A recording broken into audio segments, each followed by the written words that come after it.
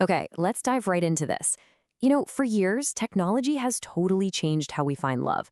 We went from personal ads in newspapers to dating websites, and now to the whole swipe left, swipe right thing we're all so familiar with. But what comes after that? It's a huge question, right? I mean, if profile pictures and a clever bio just aren't cutting it anymore, how do we find a real connection in this super digital world? Well, maybe the answer isn't about just showing who you are, but actually experiencing things together. And that's exactly where this idea of immersive connection comes in. It's basically the antidote to swipe fatigue. The whole theory is you can't really get to know someone from a static profile, but you can build genuine chemistry through shared virtual experiences. You're creating a memory together, not just reading a list of hobbies. And that brings us to Zocialized. Now, this is a platform that is really trying to push the envelope with some seriously futuristic features. I'm talking about things like a ZID chip implant to verify your identity. Yeah, for real. But the thing we're going to focus on today is their most ambitious idea, VR romance.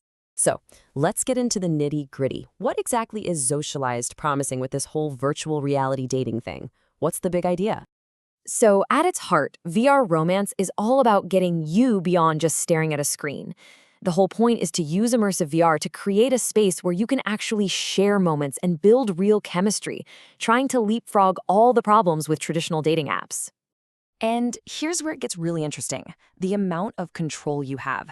This isn't just some generic chat room. You get to design your entire date. You want a candlelit rooftop lounge in New York? Done. A quiet, starlit beach? You got it. You can even take a virtual trip to Paris or Santorini. It's all about crafting that perfect first date vibe from the ground up. And get this, you're not totally on your own in there. Socialized gives you an AI love coach. It's kind of like having a digital wingman in your ear. If the conversation stalls, it'll suggest a topic. It can offer up little compatibility exercises. And as the date goes on, you can even unlock what they call chemistry enhancers. And look, this is way more than just a text chat with a pretty background. The platform uses live voice, and it tracks your gestures, so your avatar's interactions feel way more natural. You can use animated expressions, send each other virtual gifts, or even have a virtual champagne toast to celebrate a good moment. Okay, so we've got all these cool tools, but what does it actually feel like to go on one of these dates? How does this all come together from the moment you log in? Well, it pretty much breaks down into 4 key steps. First, you customize your space. You pick the location, the mood, even the music. Then, step 2, you connect with your match in VR using all those tools we just talked about. Third, there's a bit of a game element to it. You unlock milestones and earn badges as you build rapport. And finally, you can save your favorite memories from the date and even get some AI-powered feedback from your love coach. So that's the shiny sales pitch. And this is the big question, right? Does any of this actually work? Does all this tech actually lead to a real connection? Let's take a look at what the people who've used it are saying. And what's so wild is just how divided people are. Looking at 20 testimonials, the reviews are split almost perfectly down the middle. You've got this big group of 5-star fans who absolutely love it, an equally large group of 1- and 2-star critics, and then a whole bunch of people right in the middle. The reception is, well, a true mixed reality. So on one hand, you've got users like Jasmine. For her, this was a total game changer. The immersive coaching and being able to create her own environment made her feel seen in a way no swiping app ever could. This is the absolute best-case scenario Socialized is aiming for. But then you get the complete opposite take from someone like Derek. For him, all the bells and whistles just got in the way. He said it felt less like a real date and more like he was just beta testing some new software. And his feedback really gets to the core fear here, that all this tech actually gets in the way of a real human connection.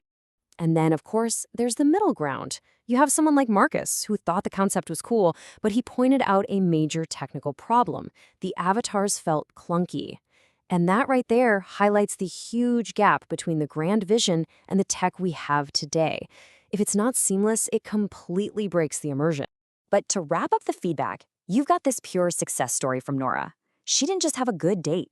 She actually met her partner at a VR Mixer event, and they've been together for 3 months. So this shows that, hey, despite all the mixed reviews and the technical glitches, it is possible to find a real relationship this way. Okay, so with all that in mind, where does this leave us? Let's kind of pull back and look at what this all means for the future of connection, for love in the metaverse. This slide really nails the central conflict here, doesn't it? On one side, you have the promise, unmatched immersion, enhanced chemistry, love without limits.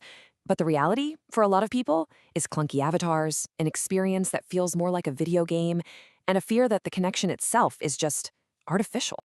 And that really leaves us with the ultimate question, the one at the heart of all this.